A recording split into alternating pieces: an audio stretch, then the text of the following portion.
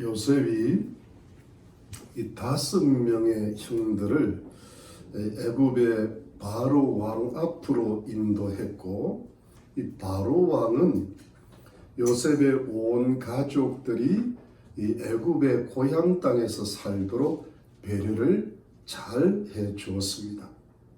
그리고 애굽 왕의 가축들을 돌볼 수 있는 직책도 아울러 허락을 했던 것으로 보입니다. 모든 것이 요셉이 미리 계획한 대로 잘 이루어졌습니다. 이제 요셉이 이 아버지 야곱을 애굽의 바로 왕 앞으로 인도했는데, 야곱은 바로 왕을 만났을 때 바로 왕을 축복을 했습니다. 야곱의 축복을 받은 바로 왕은 이때 야곱의 나이를 물었어요. 이때 야곱의 대답은 성경에서 아주 유명한 구절이 되죠. 여러분 9절 말씀 보면, 9절에 보니까 야곱이 바로에게 과대 내 나그네 길의 세월이 130년이니이다.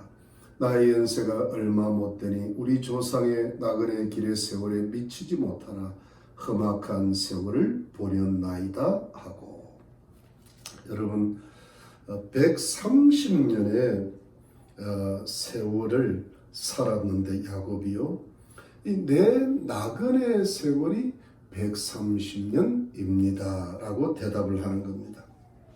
여러분 이 130년의 세월을 산 것이 야곱 자신의 조상들의 세월에 비하면, 나그네 세월에 비하면 비교적 짧은 편인데요. 왜냐하면 아브라함이 175세를 살았고, 이 이삭이, 아버지 이삭이 180세를 살았으니까 130년이면 야곱의 나이가 적은 편이죠. 야곱이 147세에 죽게 되니까 이 아브라함과 이삭에 비해서는 비교적 짧은 세월을 살게 됩니다. 그런데 이렇게 조상들에 비해서는 비교적 짧은 세월을 살았지만은 험악한 세월을 보냈다고 대답을 했습니다. 여러분 여기서 험악한 세월이란 정말 힘겨웠고 또 고통스러운 일들도 많았고 매우 수고로운 그런 인생을 살았다는 뜻이지요. 여러분 여기서 가만히 보니까 이 애굽의 바로 왕이 자기를 축복하는 야곱의 나이를 물어보았을 뿐이거든요. 자신을 만나자마자 자신을 하나님의 어떤 이름으로, 하나님의 영광으로 자신을 축복해 주는 야곱이 조금은 신기해 보이기도 하고, 또한 야곱의 그 모습에 관심을 가지면서 야곱의 나이를 물어보았을 뿐인데, 야곱의 대답이 그냥 130살입니다 하고 하면 간단하잖아요. 네. 근데 야곱의 대답은 바로의 질문에 대한 대답치고는 약간은 긴 듯한데, 그러니 야곱의 대답에는 야곱의 130년의 인생살이의 핵심이 잘 녹아져 있다고 해도 과언이 아니에요. 아주 간단하게 잘 요약을 했죠. 그 첫 번째가 무엇이냐면 내 나그네의 세월이라는 부분입니다. 조상들을 언급할 때도 나그네의 세월이라고 말을 했죠. 여러분 여기서 우리가 볼 때 이 야곱이 자기 인생을 살 때 자기 인생살이라는 개념을 나그네 인생이라고 생각을 했던 거예요. 영어로는 pilgrimage라고 되어 있습니다. NIV가 그렇게 되어 있는데, 이것은 이걸 영어를 번역하면 순례 인생이라는 뜻이거든요. 순례자의 인생이라는 뜻인데, 그러니까 야곱은 자기 인생을 나그네 인생, 순례의 여행이라고 표현을 했죠. 근데 여러분 물론 이 나그네의 인생, 순례 여행이라는 이 표현이 어찌 보면 매우 일반적이고 보편적인 의미에서의 우리의 인생살이를 묘사한 것이라고도 볼 수 있죠. 이 세상에 태어나서 행복하고 평안한 삶을 추구는 하지만 그러나 이 세상에서는 영원한 안식을 누리지 못하기 때문에 항상 수고하고 일하고 고통하고 애쓰고 살아가면서 결국은 죽음의 문을 넘어가야 하는 이 세상의 불완전한 인생살이를 묘사하는 어떤 문학적 표현이라고 할 수 있죠.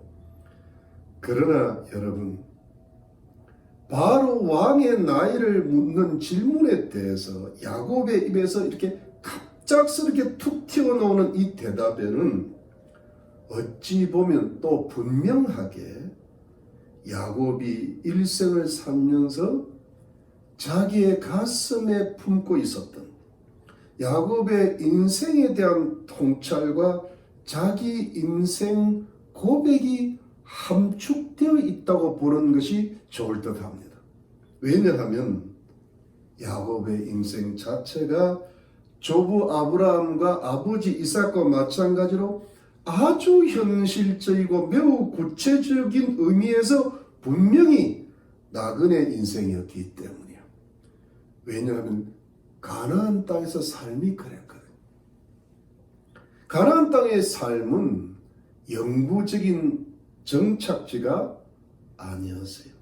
그냥 우거했다고 되어 있습니다. 우거라는 것은 어떤 당분간 거기에서 어떤 주거하는 그런 것을 우거라 그러거든요.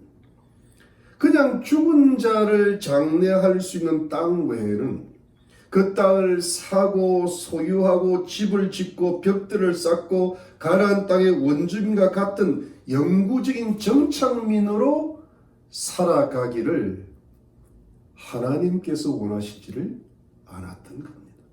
그냥 목축을 하면서 장막을 치고 이리저리 옮겨 다니면서 그냥 가나안 땅의 나그네로서 외국인처럼 살기를 하나님께서 원하시고 바라셨던 것입니다. 이것이 야곱 가문을 인도하시는 하나님께서 정하신 운명과도 같은 삶이었죠. 그러니까 어떻게 돼요? 삶이 불안하지요. 수백 년을 살았고 수십 년을 살았고 그 땅에서 태어났고 그 땅에서 살다가 죽어도 자기 땅이 없고 자기 집이 없고 자기 나라가 아니었어요. 주변에 여러 민족들이 함께 살아도 서로 섞일 수가 없어요. 섞이는 걸 주님이 막으셨죠.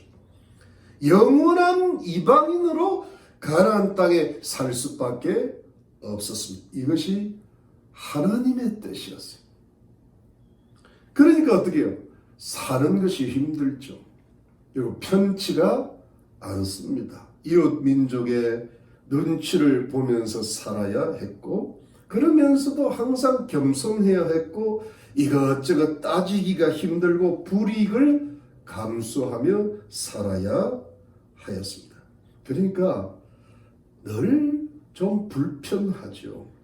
그러니 가나안 땅에서 결코 세상적으로 인간적으로 안식과 평강을 완전히 누리지를 못하고 살았던 것이죠. 근데 여러분, 이 세상에서는 이렇게 불안하게 완전한 안식을 누리지 못하고 불편하게 살면서 정말 가나안 땅의 나그네요 이방인으로 살면서 이 아브라함과 이삭과 야곱과 그 가족들과 그 가문은 도대체 무엇을 하면서 살아야 했을까요? 도대체 왜 이렇게 가나안 땅에서 일평생을 살고 가문 대대로 이렇게 살았어야 했을까요? 세상에서 불안하게 불편하게 나그네 인생으로 살면서 야곱 가문은 또 무엇을 하면서 살았어야 했을까요? 그들은 하나님을 믿고 살았던 겁니다. 하나님의 말씀과 뜻에 순종하며 살았고 하나님을 경외하며 살았고 하나님의 인도를 따라 살았고 하나님을 의지하며 살았습니다. 즉 하나님과 함께 살았습니다. 신앙의 삶을 살았어요. 그러니까 여러분 아브라함과 이삭과 야곱 가문의 가장 뚜렷하고 특별한 특징은 이 세상의 삶은 불편하고 불안한 삶이 많았지만 하늘에 계신 하나님을 믿으면서 살아갔다는 것입니다. 네, 하늘의 하나님을 믿으면서 이 세상의 불안한 삶을 극복하며 살았다 보면 되겠습니다. 그래서 이 세상의 나그네로 살면서도 하늘의 하나님을 믿고 의지하면서 하늘의 하나님의 도우심을 받아서 이 불안한 삶 속에서 안식과 평강을 누리며 살았다는 뜻이죠. 이 사람은 땅을 분명히 딛고 살아야 안정이 오는데 이 사람들은 가나안 땅을 분명히 디딜 수가 없는데 마치 하늘의 하나님께 메어 달려서 살아갔던 그런 느낌입니다. 그 하늘의 하나님께 메어 달리면서 이 세상에서 안식과 평강을 누리며 산다고 보면 되겠죠.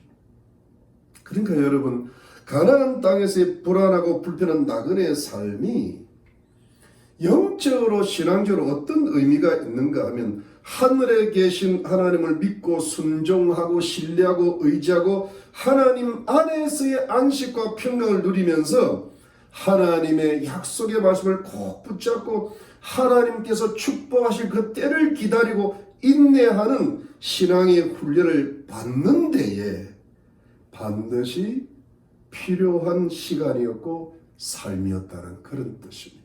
즉 하나님을 경외하고 의지하는 영적인 사람들로 훈련받고 성숙하기 위해서는 이 나그네의 불편하고 불안한 삶이 필수적인 코스였다는 그런 뜻이지요.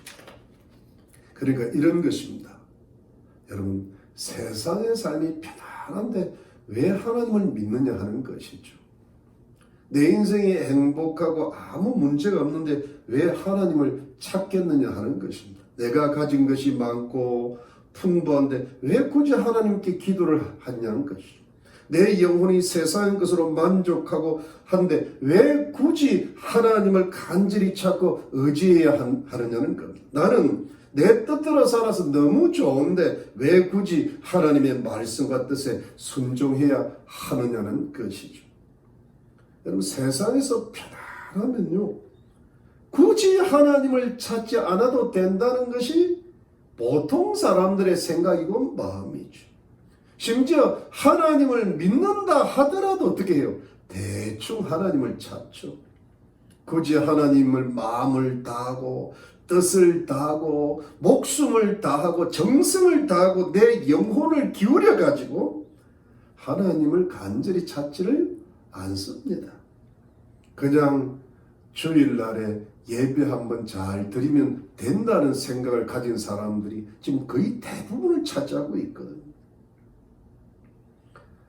그런데 사랑하는 성도님들, 정말 내가 하나님을 진실히 믿기 위해서 정말 내가 하나님께 내 영혼을 기울이고 하나님을 진실히 찾고 간절히 믿고 순종하고 의지하기 위해서는 즉 하나님을 내 영혼으로 내 마음속 깊이 받아들이기 위해서는 정말 하나님께서 나와 함께 하시는 하나님의 친백성들이 되기 위해서는 나는 진실로 이 세상을 불편하고 불안한 나그네처럼 살아가야 된다는 뜻이죠. 이 세상에서 편안한데 어떻게 하나님을 내 영혼에 넣겠어요? 그런데 이 세상에서 불편할 때, 좀 불안할 때 하나님께 내 영혼을 맡기고 하나님을 내 인생의 주로 모시게 된다는 그런 뜻입니다. 이 세상의 땅을 확실히 딛고 살지 말아야 하고 이 세상에서 오히려 견고하고 안정되지 말아야 하고 내가 이 세상과는 결코 섞이지 못하는 이 세상의 영적인 나그네요 영원한 이방인으로서 살아야만이 나는 내 영혼의 안식과 평강을 오직 하나님께 맡기게 된다는 것이죠. 내 인생의 축복과 형통과 장래와 우리 가정과 우리 모든 일을 하나님을 의지하고 신뢰하게 된다는 뜻이죠. 그래야 하나님 보시기에 진짜 나그네라는 겁니다.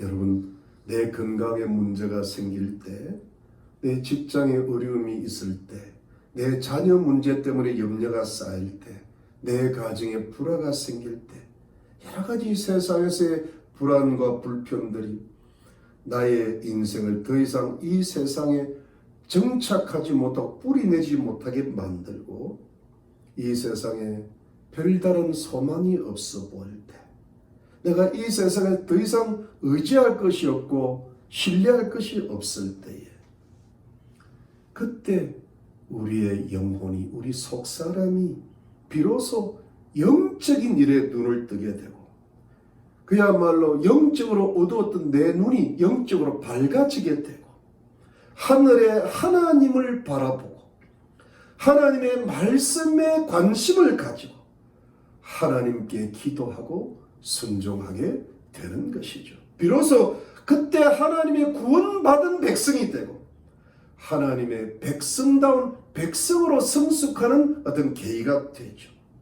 여러분, 이것이 인생들을 인도하시는 하나님의 뜻이라고 믿습니다. 여러분, 그런 의미에서 하나님을 믿고 하나님의 인도를 받는 거룩한 하나님의 백성들인 성도들의 인생이, 성도들의 삶이 참으로 영적인 의미에서 나그네 인생들인 것이죠. 하나님 앞에서 성도들의 인생이 이 세상의 영적인 나그네 인생들인 줄로 믿으시기를 바랍니다. 여러분, 우리 인생을 한번 가만히 올 한 해의 마지막 주일을 지키면서 한번 돌이켜 볼 필요가 있죠. 우리가 언제 하나님을 믿었습니까? 언제 우리가 하나님을 간절히 찾았죠? 언제 우리가 하나님 말씀에 귀를 기울였습니까? 언제 우리가 하나님 앞에 무릎 꿇고 간절히 기도하였을까요? 내가 세상에 나그네 되었을 때, 내 인생이 가장 불안할 때였어요. 세상의 일에 내 인생이 바닥이 드러났을 때였어요. 누구 하나 의지할 것이 없고 소망할 것이 없을 때였어요. 또는 세상의 일은 그럭저럭 잘 돌아가는데 무엇인가 모를 불안과 불만족이 나의 영혼을 고통스럽게 하고 방황케 하고 회의롭게 할 때였어요. 바로 이때가 영적으로 언제였죠? 하나님께서 하나님의 은혜로 하나님의 섭리로 나를 부르셨을 때였어요. 나를 예수 그리스도 안에 있는 영원한 생명의 구원으로 초대하실 때였어요. 그래서 나는 하나님의 부르심에 응답을 했죠. 교회와 성도의 도움을 받았죠. 나는 예수 그리스도를 믿게 되었고 구원받은 하나님의 자녀가 되었습니다. 예수 그리스도 안에서 하늘나라의 소망을 가지게 되었고 하나님의 말씀이 내 인생의 기준이 되고 내 영혼에 깊숙이 자리 잡기 시작했죠. 바로 이것이 내가 이 세상에서 불안하고 불필요한 나그네 삶을 살았을 때에 하나님께서 나를 그렇게 살도록 이끌어 주셨고 이 모든 것을 이용하셨고 주장하셔서 나를 예수 그리스도 안에 있는 영생으로 이끌어 주셨던 것이죠. 이것이 우리를 부르시고 우리를 선택하신 하나님의 크신 은혜였음을 믿으시기를 바랍니다. 그런데 여러분, 하나님께서 이 세상 나그네의 삶 가운데서 우리를 영생으로 부르셨다면 이것이 오직 하나님의 은혜의 섭리로 나를 부르신 것인데, 그런데 또 한 가지 아실 것은 여전히 우리는 영생의 삶을 누리고 영생의 풍성한 삶을 이 세상에서 살아가야 되는데, 그러기 위해서는 우리는 여전히 계속해서 우리의 인생 전체를 나그네 인생으로 살기로 작정하고 나가야 된다는 뜻입니다. 왜 이것이 중요한가 하면 우리가 예수 그리스도를 믿고 죄 사함을 받고 영원한 하늘나라를 소망하며 살아가는 하나님의 성도의 삶 자체가 이 세상에서 영적인 나그네 삶이기 때문입니다. 그러니까 나그네는 나그네로 살아가야 된다는 겁니다. 나그네이면서 나그네 아닌 것처럼 살아가서는 안 된다는 뜻입니다. 나그네가 아닌 세상에서 영구적인 정착민이 되고 자기가 정착민인 줄 알고 생각하고 그렇게 살아서는 안 된다는 것입니다. 이것은 하나님의 말씀에 위배되고 하나님의 뜻에 어긋난다는 말씀입니다.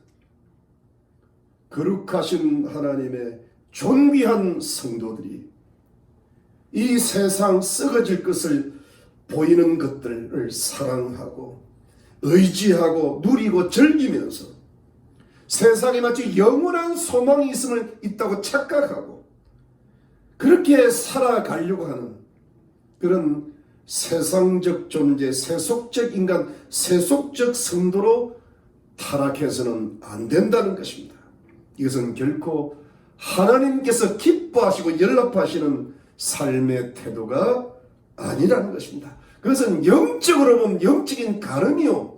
이스라엘 백성들을 늘 경고하셨던 우상 숭배와 같은 것이라는 것입니다. 즉 세상의 영적인 나그네인 성도가 세상에서 영적으로 집착해서는 절대로 안 된다는 겁니다.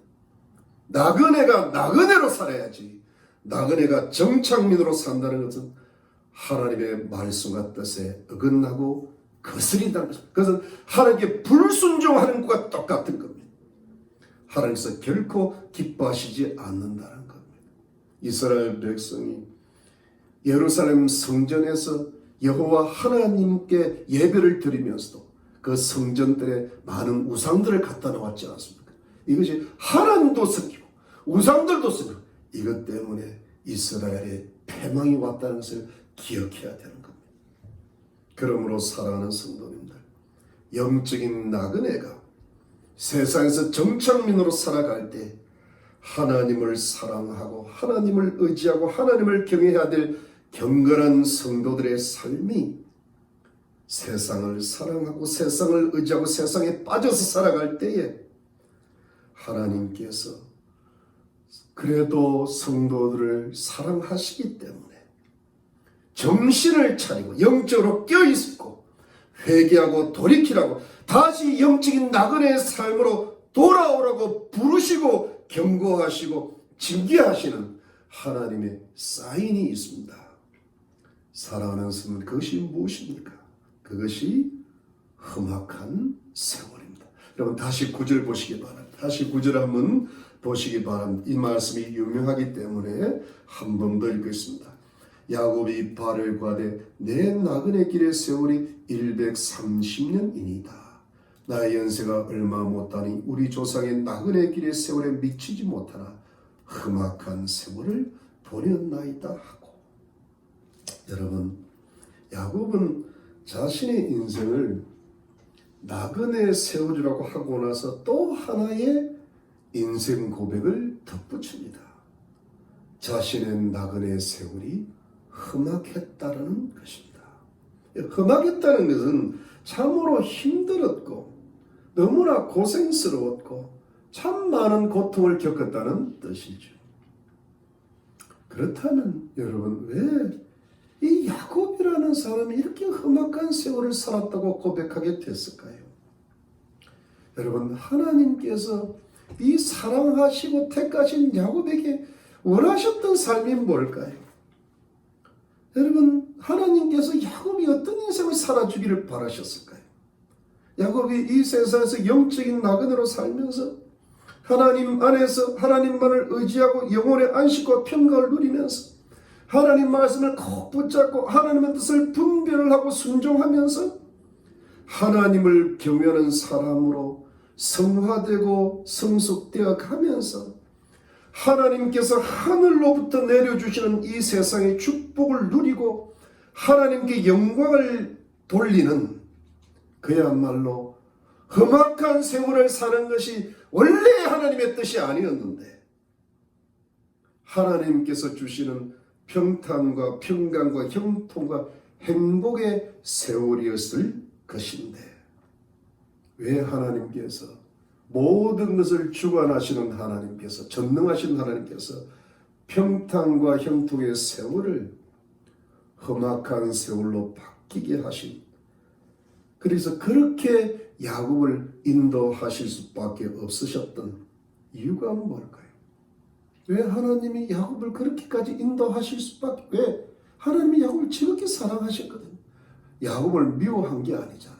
항상 야곱을 사랑하셨단 말이에요. 왜 이렇게 험한 인생을 살 수밖에 없었을까요? 여러분, 야곱 인생의 최대의 적은 누구였을까요? 야곱 인생의 최대의 걸림돌은 누구였을까요? 누구였을까요? 야곱 자신이었어요. 좀 더 정확하게 말씀드리면 야곱의 인간적인 기질 때문이었어요. 그러니까 험악한 세월의 원인이 뭐예요? 자기 하나님 탓할 거 없고 이웃 탓할 거 없단 말이에요. 그러니까 야곱 안에 있는 야곱의 인간적인 기질이 야곱으로 하여금 자기 인생을 그렇게 험악한 세월을 살게 만드는 제1의 원인이었다는 겁니다. 그래서 하나님께서 그렇게 야곱을 인도하실 수밖에 없었다는 겁니다. 여러분, 야곱의 인간적인 기질의 가장 뚜렷한 특징이 무엇입니까? 그것은 세상에 대한 집착이었죠. 에서의 장자권에 집착하고, 이삭의 축복에 집착하고, 아내들에게 집착하고, 재물에 집착하고, 땅 사는 것에 집착하고, 자식들에게 집착하고 또 집착하다가 인생살이 다 보냈던 사람이 야곱입니다. 자기 인생의 세월을 다 보내버렸습니다. 그야말로 집착의 인생이었고 집착의 세월이었죠. 집착의 세월이 험악한 세월을 만들어냈던 제1원인이 되는 겁니다. 일평생의 세상에 그들의 집착과 욕심을 부리다 보니까 야곱이 원래 어떻게 살았어야 되었어요? 영적인 나그네로 살면서 하나님의 사람으로 성화되고 성숙되어야 될 야곱이 그만 하나님의 뜻을 놓쳐버렸던 겁니다. 하나님의 뜻대로 못 살았어. 왜? 늘 인간적인 뜻과 인간적인 욕심이 앞서버렸거든. 장자권을 차지하는 것도, 이삭의 축복을 받았건 또 아내들을 어떤 것도, 재물을 모은 것도, 땅을 사는 것도, 자녀를 낳고 키워놓고 살아가는 것도 모두가 오직 하나님의 뜻을 물어보고 기도하고 하나님의 말씀에 순종하면서 영적으로 이 세상을 살아갔어야 했는데, 그렇게 살았으면 하나님께서 때를 따라 다 채워주시고 결국은 다 해결해 주셨을 텐데, 기가 막히는 기적적인 방법으로도 길을 열어주셨을 텐데, 그 하나님을 믿지를 못하고 집착과 욕심이 앞서다 보니까 그냥 때로는 의도적으로, 때로는 자신도 모르게 인간적으로 그냥 해결을 해버리는 거예요. 왜? 그 속에 인간적인 기질이 자기도 모르게 너무 강하게 들어있었던 겁니다. 거짓말도 그냥 해버려. 어머니 리브가 공해버려. 그게 얼마나 무서운 건지를 모르고 해버리는 거예요. 그 거짓말을 한번 잘못하면 20년 동안을 그냥 고생하는 거예요. 성도가 지혜로워야 되는데 간교한 자가 되어버리는 겁니다. 여러분, 거룩하고 신령해야 될 성도가, 하나님의 존귀한 백성들이 타락을 하고 욕심을 부리면요, 마귀가 너무 좋아하고 마귀가 쳐놓은 덫에 빠지면서 성도의 이 하나님의 성령이 임하시는 그 성령의 전이라 그러잖아요. 그 성령이 임하시는 그 거룩한 인간성의 균열과 병적인 현상이 들어옵니다. 이 성령을 받은 사람이 마귀한테 잡히면 이상한 현상이 일어나, 이 병적인 현상이 일어나는데요, 하나님의 거룩한 성도가 타락을 하면 정말 별로 쓸모가 없어져요. 이것은 마치 소금 맛을 잃어버린 소금처럼 되어버리는 겁니다. 차라리 소금이 아니었고 설탕이었으면 소금이나 설탕이나 비슷한데 맛은 전혀 다르잖아요. 근데 설탕이었으면 설탕 맛이라도 있겠는데, 그 설탕은 예를 들어 우리가 어떤 보통 하나님을 안 믿는 세상 사람들은 이 설탕 맛이 참 맛있거든요. 근데 성도는 세상의 설탕이 아니라 소금인데, 소금이 설탕처럼 살다가 설탕도 못 되고 소금도 못 되고 그냥 별 볼 일 없는 인생으로 전락하죠. 이것이 사단이 쳐놓은 덫에 빠져가는 성도의 비극입니다. 여러분, 하나님을 안 믿는 사람들도 자기 인격 개발하는 게 있어요. 그것이 굉장히 멋있게 보일 때도 있습니다. 근데 하나님을 믿는 성도들의 인격 개발은 굉장히 거룩하고 경건하게 돼가지고 수준이 다른 수준인데 그러지 못할 때 어떻게 돼요? 아주 이상한 인격으로 떨어져 버립니다. 하나님을 믿는데, 예를 들어 여러분, 이 좋은 표현은 아는데요, 뭐랄까, 길 잃은 양의 인간성이 어찌 보면요, 아예 길도 찾지 못한 늑대보다 못할 때가 있어요. 병적인 인간성이 들어오는 겁니다. 이렇게 이것도 아니고 저것도 아니고 어정쩡한 인간이 되는 겁니다. 근데 여러분, 이것을 사랑의 하나님께서는 우리 성도님들의 영적인 상태, 이 정신적인 상태를 잘 아시는 거예요. 그리고 성도들의 하나님 자녀들이니까 인간적인 기제를 잘 아시고 계십니다. 그래서 하나님께서 그 인간적인 기제를 오랜 세월 동안 인생 전체를 통하여 다루어 나가십니다. 그 인간적인 잘못된 기질이 사라지고 없어지기까지 말입니다. 이것이 하나님의 일생의 사랑의 인도이심을 믿으시기를 바랍니다. 이 인간적인 기질이 우리 안에 얼마나 강하고 깊이 뿌리 내려져 있는데 그것이 뽑히고 사라지고 해결되기가 쉽겠습니까? 여기에서 하나님과 나와의 사랑의 싸움이 시작됩니다. 하나님께서 나의 인간적인 기질을 뿌리 뽑으려고 하시고 나는 나의 인간적인 기질을 놓지 않으려고 합니다. 내가 나의 인간적인 기질을 놓치지 않으려고 하든지 또는 놓으려고 해도 잘 안 됩니다. 마음은 원해는데 육신이 말을 듣지 않습니다. 심지어 아무리 내가 말씀과 기도에 힘을 써도 잘 안 됩니다. 나의 인간적인 기질과 습관이 내 영과 생활에 인이 박혀 있기 때문입니다. 도장처럼 새겨져 있습니다. 그때 하나님께서 하나님의 큰 사랑과 능력으로 우리 속에 있는 그 인간적인 잘못된 기질과 욕심과 집착을 이겨내는 방법, 도와주시는 방법이 무엇입니까? 그것이 뭐예요? 험악한 세월입니다. 야곱을 미워해서 험악한 세월을 주신 게 아니에요. 정말 사랑하니까 주십니다. 하나님의 자녀들이 아니면 하나님은 관심 안 가지십니다. 근데 하나님의 자녀들이기 때문에 그렇게 해서라도 하나님의 거룩하고 경건한 자녀의 수준으로 이끌고 가시는 겁니다. 한마디로 성도가 인생의 크고 작은 어려움들을 때마다 시시각각 무수히 겪고 그 어려움들을 계속 겪어나가요.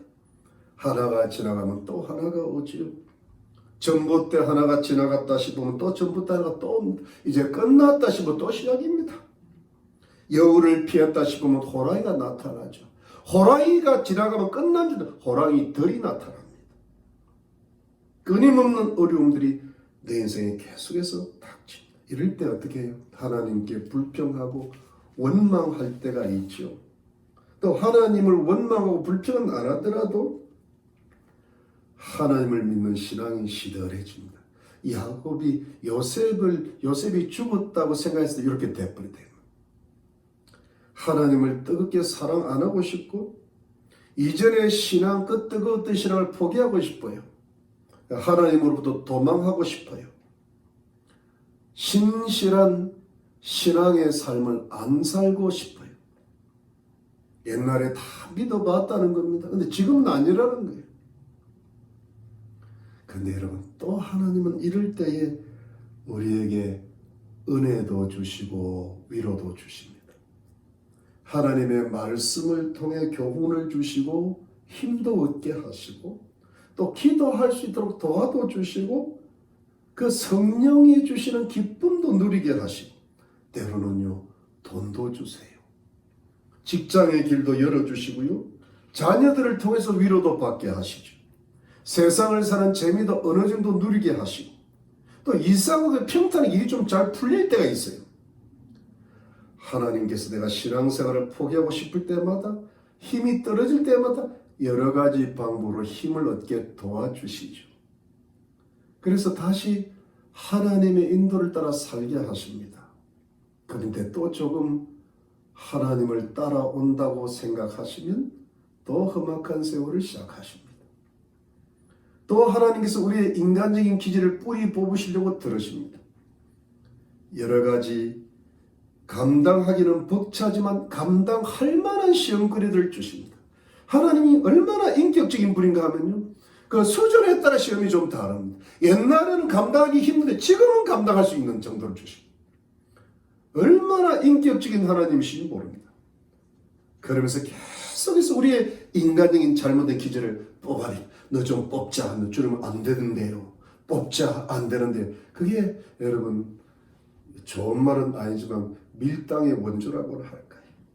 그냥 그때 시소 게임 같아. 이것이 뭐예요? 성도의 험악한 세월을 살아가는 과정이죠. 이것이 성도가 나그네의 삶을 살아가는 성도의 험악한 세월이 되죠.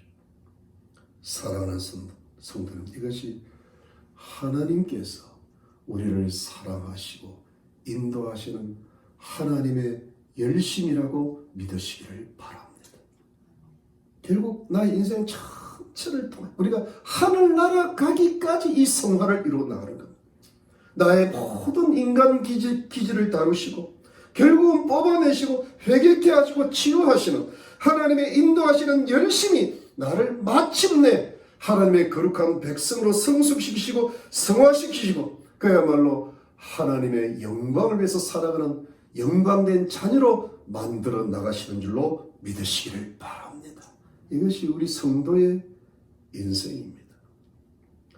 야곱의 인생이 하나님의 거룩하신 인도를 따라서 험악한 세월을 보냈는데 여러분 그 보냈지만 이 야곱이 하나님의 사람으로 완성되었다는 증거가 뭡니까? 여러분 10절 보시죠. 10절 말씀 보면 10절 한번 보요 10절에 야곱이 바로에게 축복하고 그 앞에서 나오니라. 여러분 7절 볼까요? 7절 요셉이 자기 아비 야곱을 인도하여 바로 앞에 서게 하니 야곱이 바로에게 축복하며 그러니까 이게 무슨 뜻인가 하면 야곱은 바로를 축복하고 나오는데 처음에 만났을 때 바로 왕을 축복하고 나올 때 축복을 합니다. 여러분 이것은 무엇을 뜻합니까? 여러분 야곱을 딱 만나면요 왕이라도 축복 기도부터 받고 봐야 돼요. 야곱은 하나님의 축복을 빌어주고 하나님의 축복을 전달하는 자가 되었다는 뜻이죠. 그야말로 축복의 통로가 되었다는 뜻 아닙니까? 원래 이것이 하나님의 뜻이거든요. 야곱은 어떤 사람이었습니까?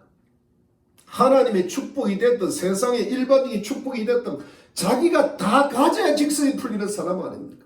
그야말로 축복에 집착하는 사람이었죠. 그야말로 거짓말을 해서라도 속여서라도 남의 축복을 자기 축복으로 빼앗아야 직성이 풀리는 사람이었잖아요. 그야말로 축복에 매달린 사람이에요.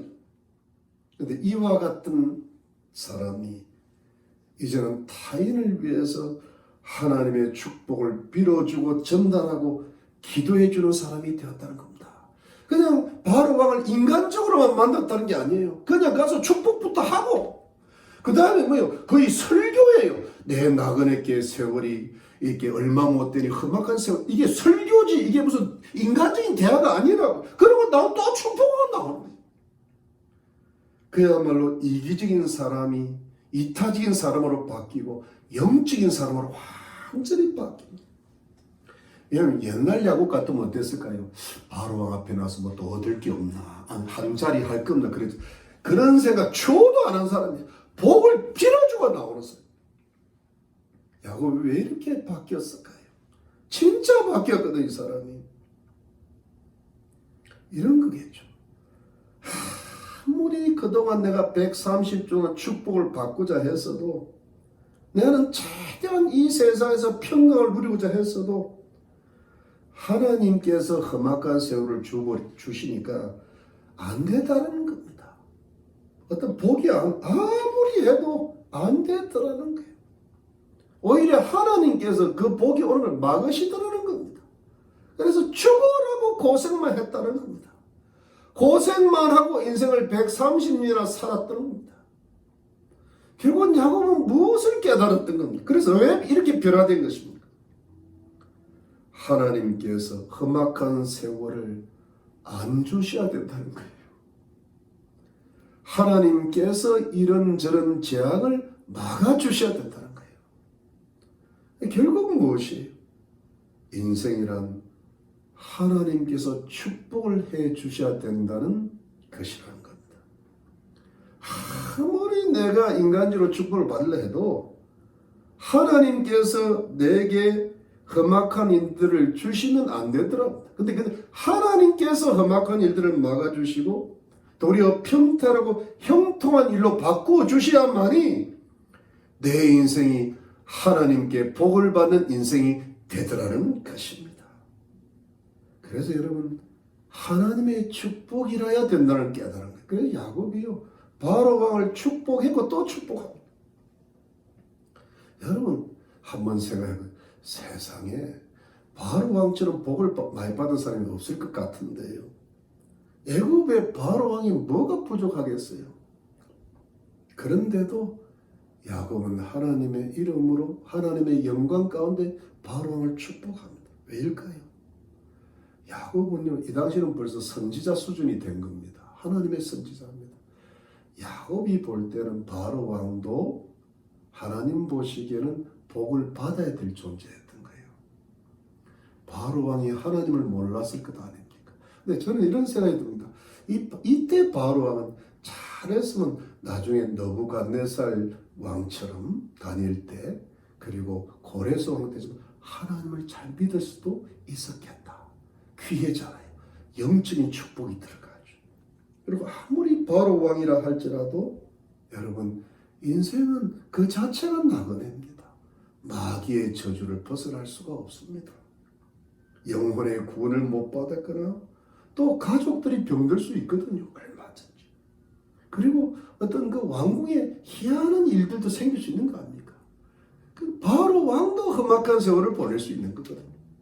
그걸 위해서 야곱이 바로 왕을 위해서 축복을 해줍니다.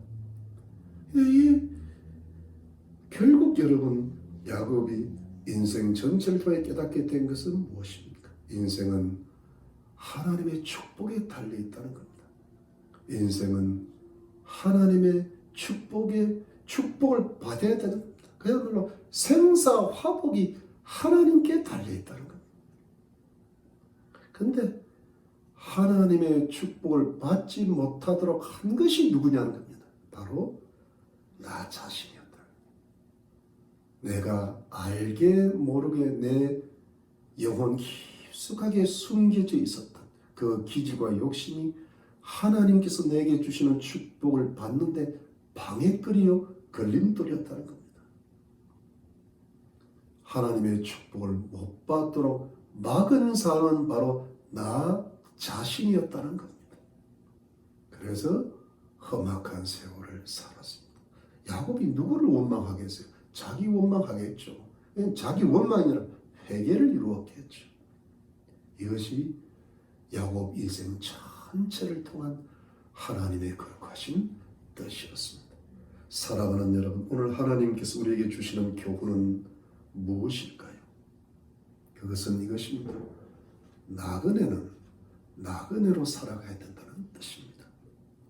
하나님의 존귀한 백성들인 성도들은 그 영적인 신분이 사다리 임금인 이 세상에 속한 자가 분명히 아니고 그 사단으로부터, 세상으로부터 구원을 받은 사람들이기 때문에 이 세상의 정착민으로 살면서 세상을 사랑하고 세상을 의지하고 세상의 좋은 것들에 정을 붙이고 정착하여 살아가는 존재가 절대 아니라 하나님의 아들이신 예수 그리스도께 속하였고 하늘의 시민권자요 주님의 재림을 사모하면서 새하늘과 새 땅의 영생 복락을 기대하면서 이 세상을 영적인 나그네로 살아가고 영원한 이방인으로 살아가야 되는 구별된 존재라는 뜻이죠.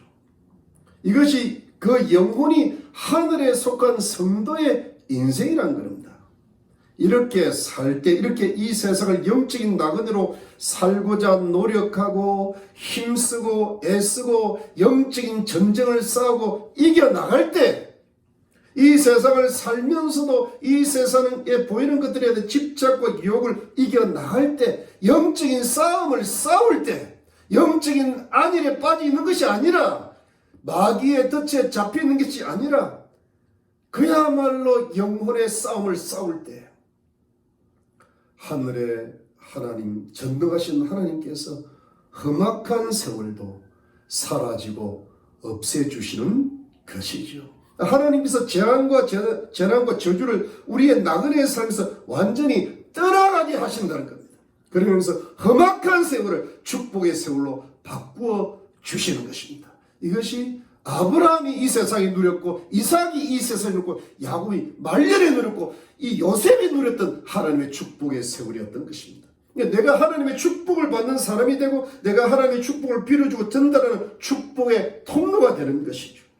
험악한 인생이 축복의 인생으로 바뀌어지는 새로운 운명이 되는 겁니다. 그래서 내가 하나님의 축복을 받는 사람으로 바뀔 때에 우리 가정에 축복이 임하고 우리 자녀들도 축복된 자녀들이 되고 가문도 그러고 우리 이웃도 교회도 나라도 험악한 일들이 떠나가고 하나님의 축복된 일들이 많아질 줄로 믿습니다.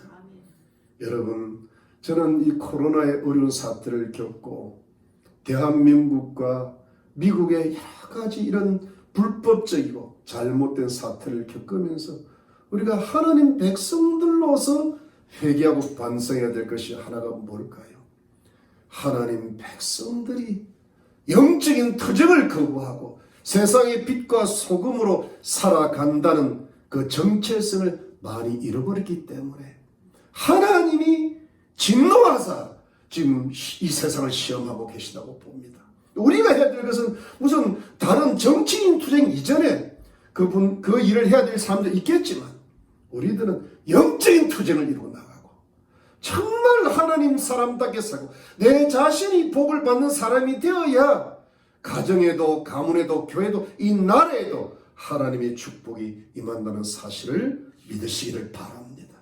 2020년 올 한 해 마지막 주일을 보내면서 사랑하는 여러분, 올해를 우리가 하나님 앞에서 이 세상에서 영적인 나그네답게 살지 못한 것을 회개하시기를 부탁을 드립니다.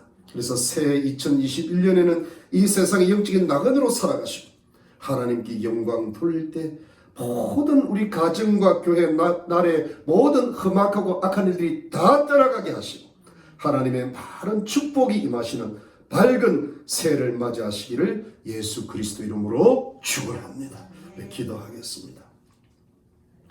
하나님 감사합니다. 올해 한 해를 보내는 주일입니다. 올해 우리가 코로나라는 그런 무서운 사태를 겪으면서 이 시대를 향하신 주님의 뜻을 생각해 봅니다. 왜 하나님이 우리에게 이렇게 진노하시는가 하는 생각이 듭니다. 이것은 자연적인 일이지만 이것이 영적으로 보면 하나님이 하시는 일이라고 믿습니다. 우리가 이곳에서 무엇을 생각해야 되겠습니까? 우리가 잘못한 것이 있습니다. 의인 10명이 없었을 때 소돔과 고모라가 멸망을 했습니다. 의인들이 많아지면 그 가정과 그 교회와 그 나라가 절대로 망하지 않을 것을 믿습니다. 하나님, 우리들을 회개시켜 주시옵소서. 우리들이 세상의 영적인 나그네 신분을 가지고서도 구원받은 하나님의 백성들이면서도 이 세상을 하나님보다 사랑하고 이 세상의 재물을 하나님의 의보다 사랑했음을 고백합니다. 우리가 세상에 집착도 하고 욕심도 부리고 죄를 짓고 정말 하나님께서 기뻐하지 않으시고 참으로 원하시지 않는 삶을 많이도 살았습니다. 이것을 우리가 회개합니다. 그리고 회개할 수 있도록 우리를 도와주세요.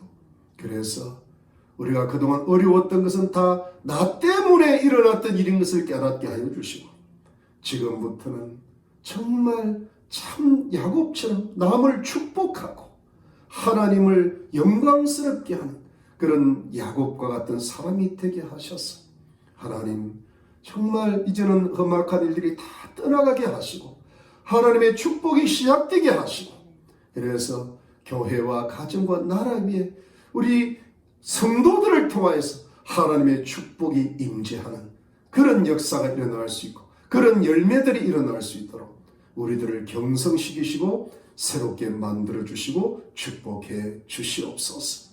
주님 감사합니다.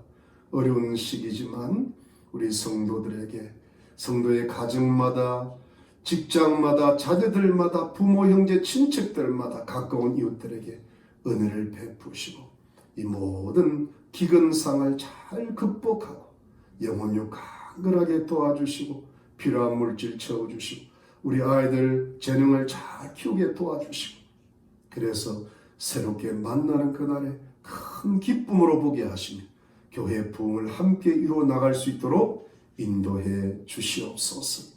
감사합니다. 예수님 이름으로 기도드렸습니다. 아멘. 여러분 감사합니다. 이번 화요일날은 화요 성경 공부로 모이지 않고 우리 목요일날 저녁 8시 그러니까 12월 31일 오후 8시부터 한 1시간 반 정도 소요될 거라고 생각이 드는데 송구 영신 예배를 줌 영상으로 드릴까 합니다. 여러분 다들 모여주시고 그동안 화요일날 참석하지 못하신 분들도 줌 영상을 까시고 꼭 한번 참석해 주시고 오래 걸리지 않습니다. 참석하시고 얼굴을 한번 보여주시면 좋고 좋은 교제 시간이 되기를 바랍니다. 우리 아이들도 함께 모이든지 각자의 어떤 스마트폰이나 어떤 아이패드나 컴퓨터를 통해서 만날 수 있기를 부탁을 드립니다. 다 같이 모여주시기 바랍니다. 여러분 미국의 대통령 선거는 아직 끝나지 않았다고 생각하시면 되겠습니다. 그래서 항상 기도하시고 마지막까지 기도하셔서 정말 하나님의 편의 선자가 대통령 되게 하고 이 미국을 한번 새롭게 만드시는 하나님의 축복의 기적을 기대하고 기도해 주시기를 바랍니다. 여러분 말씀과 기도에 힘쓰시고 가족 영혼 구원에 기도하시고 항상 건강에 힘쓰시길 바랍니다. 평강하세요. 제가 축도하겠습니다.